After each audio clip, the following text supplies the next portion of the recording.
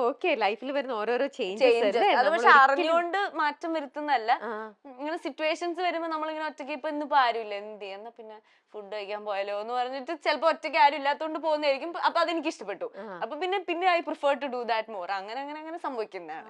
Okay. നമ്മൾ വിചാരിക്കാത്ത ഓരോരോ മാറ്റങ്ങൾ വരുന്നത്. അങ്ങനെ ഈ മനോഹരം എന്ന് പറഞ്ഞൊരു മൂവി വന്നതുകൊണ്ട് നിങ്ങൾ തമ്മിൽ അന്ന് അവിടെ സെറ്റിൽ വെച്ച് പരിചയപ്പെട്ടു. ലൈഫ് തന്നെ ഇന്നിപ്പോ ഇവിടെ വന്ന് നിൽക്കുന്നു മനോഹരമായിട്ട്. ഒരു പക്ഷെ എപ്പോഴെങ്കിലും ചിന്തിച്ചിട്ടുണ്ട് അന്ന് അങ്ങനെ ഒരു മൂവി വന്നില്ലായിരുന്നെങ്കിൽ നിങ്ങൾ തമ്മിൽ ദൈവം എങ്ങനെ നിങ്ങളെ കൊണ്ട് കണക്ട് ചെയ്യിപ്പിച്ചേനെ?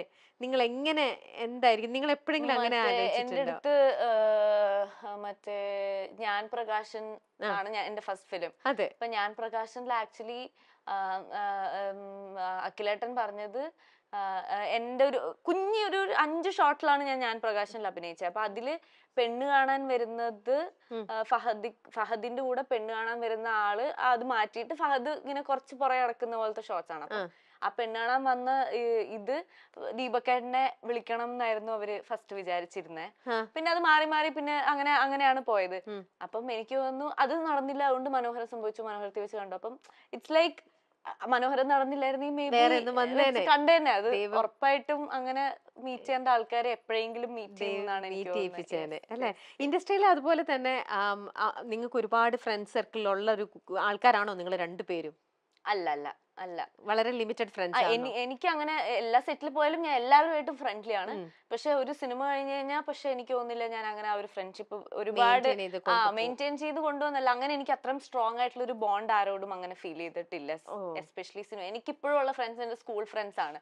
എന്റെ 8th സ്റ്റാൻഡേർഡ് മുതലുള്ള ഫ്രണ്ട്സ് ആണ്. നമുക്ക് എന്തെങ്കിലും അത്രയും കോർ കാര്യങ്ങൾ സംസാരിക്കാൻ വേണ്ടി വിളിക്കുന്നതൊക്കെ അവരോടാണ്. സിനിമയിലുള്ള എല്ലാവരും എനിക്ക് ഇഷ്ടമാണ്, കാണുമ്പോൾ ഭയങ്കര കമ്പനിയൊക്കെയാണ്. പക്ഷെ ഞാൻ അങ്ങനെ വീട്ടിൽ പോകാനോ അല്ലെങ്കിൽ അത് കഴിഞ്ഞ് പുറത്ത് മീറ്റ് ചെയ്യാനോ അങ്ങനെ എനിക്ക് വളരെ കുറച്ച് വരെ ഉള്ളൂ. അങ്ങനെ ധ്യാനായിട്ട് അപർണ നല്ല കണക്റ്റഡ് ആണ്. നിങ്ങൾ തമ്മിലുള്ള ഫ്രണ്ട്ഷിപ്പ്, നിങ്ങൾ തമ്മിലുള്ള ഒരു വൈബ് ഭയങ്കര ഇതാണ് അല്ലേ? അതെങ്ങനെ അറിയാം? എനിക്ക് ധ്യാൻ ചേട്ടന് ലൈക്ക് എ ബ്രദർ. ദീപക്കേട്ടന്റെ ഫ്രണ്ടാണ്.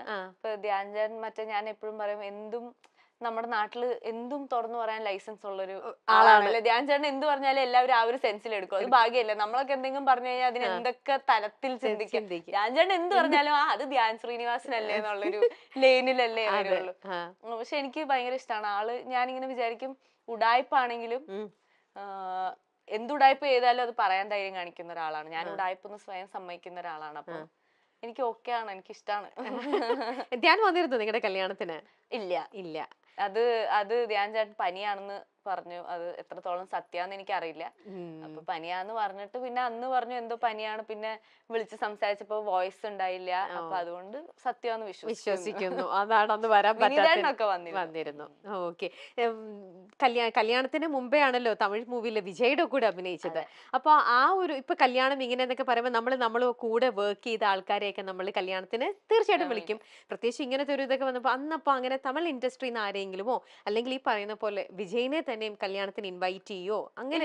ഞാൻ ചെയ്തിട്ടില്ല. Because first of all Vijay സാറായിട്ട് എനിക്ക് ഇങ്ങനെ വർഷത്തിലൊരിക്കൽ ഇപ്പൊ ഒരു പടം ഇറങ്ങി കഴിഞ്ഞാൽ ഞാൻ ചിലപ്പോൾ സാറിന് മെസ്സേജ് അയക്കും, സാർ നൈസ്, അല്ലെങ്കിൽ ന്യൂ ഇയർ ആകുമ്പോൾ happy new year, merry Christmas അങ്ങനെ അയക്കുന്ന ഒരു റിലേഷനേ ഉള്ളൂ. അപ്പൊ ഞാൻ മറ്റേ കല്യാണത്തിനൊക്കെ വിളിച്ചിട്ട് ആ ഒരു ഇത് കളയണ്ടെന്നുള്ളൊരു, നമ്മൾ ഒരുപാട് റെസ്പെക്ട് ചെയ്യുന്ന ആള് പുള്ളിയുടെ നമ്പർ എന്റെ കയ്യിൽ ഉണ്ടെന്നുള്ളത് കൊണ്ട് മറ്റേ എന്റെ വീട് ഹൗസ് വാമിംഗ് ആണ്, കല്യാണമാണ്, അങ്ങനെ പറയാൻ പാടില്ലല്ലോ എന്നുള്ളതുകൊണ്ട് ഞാൻ എന്തായാലും സാറിന് വരാനും പറ്റില്ല. അപ്പൊ എന്റെ മനസ്സിൽ ആഗ്രഹം ഉണ്ടായിരുന്നു എന്തെങ്കിലും സാറിനെ പോയി കണ്ട് നേരിട്ട് പോയി വിളിക്കണമെന്ന്. ഒരു വാട്സ്ആപ്പ് മെസ്സേജിൽ വിളിക്കാം. അപ്പൊ എനിക്ക് നേരിട്ട് പോയി വിളിക്കാൻ പറ്റാത്തൊരു സാഹചര്യം ആയതുകൊണ്ട് ഞാൻ അതൊരു ഫോൺ കോളിൽ വിളിക്കണ്ടെന്ന് വിചാരിച്ചിട്ട് അങ്ങ് വിളിച്ചില്ല. എനിക്ക് തോന്നുന്നു വിജയെ കാണാൻ വേണ്ടിയിട്ട് തന്നെ അപർണയുടെ കല്യാണത്തിന് വിജയ് വരുമെന്ന പ്രതീക്ഷയിൽ കുറച്ച് ആൾക്കാർ നിങ്ങൾ ക്ഷണിക്കാതെ വന്നതെന്ന് മുമ്പേ പറഞ്ഞില്ലേ, അതേപോലെ കുറച്ച് ആൾക്കാർ വന്ന് കയറിയത് അങ്ങനെ കുറച്ച് ആൾക്കാരാണ്. ഈ കല്യാണത്തിന് പോയാൽ പിന്നെ പൊതുവെ കുറച്ച് പബ്ലിക്കിൽ ഉണ്ടല്ലോ ഇവരുടെ സെലിബ്രിറ്റിയുടെ കല്യാണം, ഇവിടെ കുറെ സെലിബ്രിറ്റീസ് അങ്ങനെ ഉണ്ടാവും. നമ്മുടെ നാട്ടിൽ നിന്ന് തന്നെ അങ്ങനെ കുറച്ച് സിനിമാക്കാരെ കാണാൻ വേണ്ടി അങ്ങനെ ഉണ്ടാവുമായിരിക്കും. വിജയ് സാർ വന്നു കഴിഞ്ഞാൽ പിന്നെ പാലക്കാട് ആ ഏരിയ ഫുൾ മറ്റേ സീൽ ചെയ്യേണ്ടി വരും. അത്രയും ഫാൻസ് ഉണ്ടല്ലോ വിജയ് സാറിന് പാലക്കാട്. അങ്ങനൊന്നും എന്തായാലും വരൂല്ല. പിന്നെ ഞാൻ ഒന്നില്ലെങ്കിൽ നമ്മൾ പോയിട്ട് ആ ഒരു റെസ്പെക്ട് കൊടുത്ത് നേരിട്ട് പോയി വിളിക്കണം. ഫോണിൽ ഒരു മെസ്സേജ് അയച്ച് വിളിക്കേണ്ട ഒരാളായിട്ട് എനിക്ക് തോന്നുന്നു. അങ്ങനെ എനിക്ക് ചെയ്യാൻ ആ ഒരു സാഹചര്യത്തിൽ ഷൂട്ടും കാര്യങ്ങളും. ഞാൻ കല്യാണത്തിൽ ഫുള്ളി ഇൻവോൾവേ അല്ലായിരുന്നു. കല്യാണത്തിന്റെ 2 ദിവസം മുമ്പാണ് ഞാൻ വീട്ടിലെത്തുന്നത്. അതിന് മുമ്പ് ഷൂട്ടും കാര്യങ്ങളും ഒക്കെ ഉണ്ടായിരുന്നു.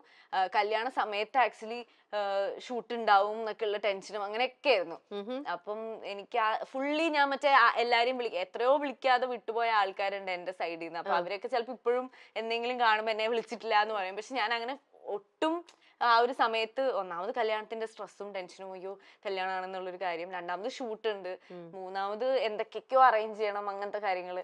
അപ്പൊ എല്ലാം കൂടെ കൊണ്ട് കുറെ പേരെ ഞാൻ വിളിച്ചിട്ടില്ല. പിന്നെ സാറിനെ ഒന്നും പോയി വിളിക്കാനുള്ള സമയം ഉണ്ടായില്ല. അപ്പൊ പിന്നെ ഞാൻ വിചാരിച്ചു വേണ്ട എന്നുള്ള രീതി. Okay okay.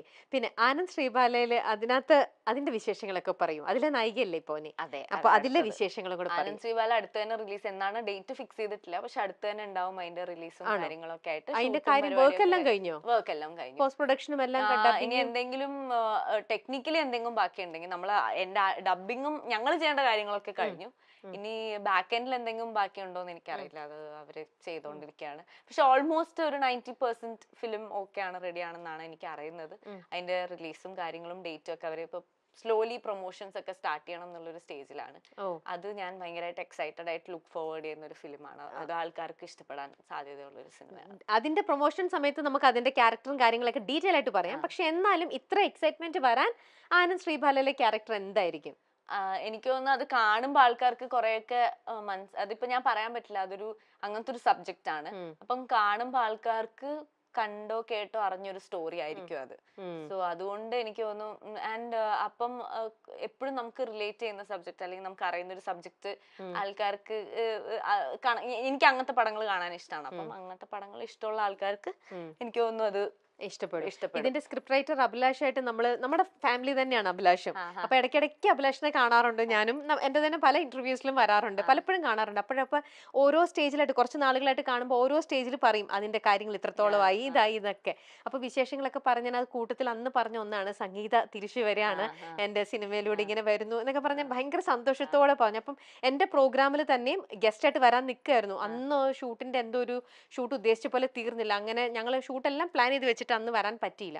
അപ്പം സംഗീത ചേച്ചിയായിട്ടുള്ള അമ്മയായിട്ടല്ലേ ഇതിനകത്ത്? സംഗീത ചേച്ചി എന്റെ അമ്മയല്ല, അർജുന്റെ അമ്മയായിട്ട്. അങ്ങനെയാണോ? അർജുന്റെ അമ്മയായിട്ട്. ഓക്കെ. അപ്പൊ പക്ഷെ നിങ്ങൾ ഒരുമിച്ചുള്ള സീനൊക്കെ ഉണ്ടോ? നമ്മൾ ഒരുമിച്ച് സ്ഥലത്തുണ്ട്, പക്ഷെ ഞങ്ങള് അങ്ങനെ ഉണ്ട്, 1-2 സ്ഥലത്തുണ്ട്. ഓക്കെ. അപ്പൊ എന്തായാലും കാണാനും പരിചയപ്പെടാനൊക്കെ പറ്റി. അതായത് നമ്മൾ ഷൂട്ട് ചെയ്യുന്ന ദിവസങ്ങളിൽ സംഗീത ചേച്ചി ഉണ്ടായിരുന്നു. ഭയങ്കര സ്വീറ്റ് ആയിട്ടുള്ള, ഭയങ്കര ഹംബിൾ ആൻഡ് സ്വീറ്റ് ആയിട്ടുള്ള, ഭയങ്കര സുന്ദരിയാണ്. എനിക്ക് ഭയങ്കര ഇഷ്ടമാണ്. ഞാൻ രമ്യ ചേച്ചിനെ പറഞ്ഞതുപോലെ തന്നെ സംഗീത ചേച്ചിയും അന്നത്തെ പോലെ തന്നെ, ഒരു മാറ്റം ഇല്ല. എങ്ങനെയാണ് ഇത് ഒരു ഏജ് ആയി കഴിഞ്ഞാൽ അങ്ങനെ മകളെ നമ്മൾ ആരും പിന്നെ മുന്നോട്ടങ്ങ് വലുതാവില്ല. ഇവിടെ മതിയായിരുന്നു, നമ്മളാ അതിലങ്ങ് നിന്നോളും, പിന്നെ വളരില്ല. സംഗീത ചേച്ചി അതെ ഭയങ്കര സുന്ദരി ആൻഡ് ഭയങ്കര സ്വീറ്റ് ആണ്. അങ്ങനെ ആളങ്ങനെ ഭയങ്കര എക്സ്ട്രോവേർട്ട് ഒന്നും അല്ല, ഭയങ്കര ക്വൈറ്റ് ആയിട്ട് സംസാരിക്കുന്ന, ആവശ്യത്തിന് മാത്രം സംസാരിക്കുന്ന അങ്ങനത്തെ ഒരാളാണ്. ഇനി നിങ്ങൾ ഒരുമിച്ച് സിനിമകൾ ചെയ്യില്ല എന്നുള്ളൊരു പ്ലാൻ അങ്ങനെ എന്തെങ്കിലും ഉണ്ട്? ഇപ്പൊ നിങ്ങൾക്ക് ഒരുമിച്ച് ഒരു പ്രൊജക്ട് വന്നു, അതിനകത്ത് തന്നെ നിങ്ങൾ ഒരുമിച്ച് ചെയ്യാൻ വില്ലിങ് ആണോ? ഞാനും ദീപക് അങ്ങനെ കുഴപ്പമൊന്നുമില്ല. നല്ലൊരു പ്രോജക്റ്റ് ആണെങ്കിൽ at the end of the day he's actor, I am also actor. So അങ്ങനെയായി കാണുന്നുള്ളൂ. മാളികപ്പുറം ടീം ഒന്നിക്കുന്ന ആനന്ദ് ശ്രീബാലയാണ് പുതിയ പ്രോജക്ട്. മാളികപ്പുറം എന്ന ചിത്രത്തിന്റെ തിരക്കഥാകൃത്ത് തിരക്കഥ എഴുതി ഒരുക്കി വിഷ്ണുവിനെ സംവിധാനം ചെയ്യുന്ന ചിത്രത്തിൽ അപർണയും അർജുൻ അശോകനുമാണ് പ്രധാന വേഷത്തിൽ എത്തുന്നത്. അപർണയുടെയും ദീപകിന്റെയും വിവാഹം സോഷ്യൽ മീഡിയ ഏറെ ആഘോഷമാക്കിയിരുന്നു. കാരണം ഇവരുടെ പ്രണയം അതുവരെയും പുറത്തുപോലും അറിഞ്ഞിരുന്നില്ല. ആരും അറിയാത്തൊരു പ്രണയകഥയായിരുന്നു അപർണയുടെയും ദീപകിന്റേതും. അപർണ വളരെ സംസാരപ്രിയായ ഒരു പെൺകുട്ടിയാണ്. എന്നാൽ ദീപക് നേരെ ഓപ്പോസിറ്റും. അത്യാവശ്യത്തിന് മാത്രം സംസാരിക്കുന്ന കുറച്ച് ഇൻട്രോവേർട്ടായ ഒരാളാണ് ദീപക്. എന്നാൽ താൻ അങ്ങനെ അല്ലായിരുന്നു എന്നാണ് അപർണ പറയുന്നത്. തങ്ങൾ രണ്ടുപേരും രണ്ട് സ്വഭാവമാണ്. ആദ്യമൊക്കെ തനിക്ക് അത് വലിയ ബുദ്ധിമുട്ടായിരുന്നു, അടിയുണ്ടാക്കാറുണ്ടായിരുന്നു എന്ന് പറയുന്ന അപർണ പിന്നീട് താനും മാറിയെന്ന് പറയുന്നുണ്ട്. ആദ്യമൊക്കെ എത്ര ലേറ്റ് ആയാലും രാത്രിയായാലും സംസാരിക്കണം, വിളിക്കണം എന്നൊക്കെ പറയുന്ന അപർണ ഇപ്പോൾ ഞാൻ ഉറങ്ങുകയാണ്, ശല്യപ്പെടുത്തരുത് എന്ന് അങ്ങോട്ട് പറയാറുണ്ടെന്നും അതുപോലെ തന്നെ ദീപക് തുടക്കം മുതൽ ഇപ്പോഴും ഒരുപോലെയാണ് എന്നും പറയുന്നുണ്ട്. വിനീത് ശ്രീനിവാസന്റെ മലർവാടി ആർട്സ് ക്ലബ് എന്ന സിനിമയിലൂടെയാണ് ദീപക് പറമ്പോൾ സിനിമയിലേക്ക് എത്തുന്നത്.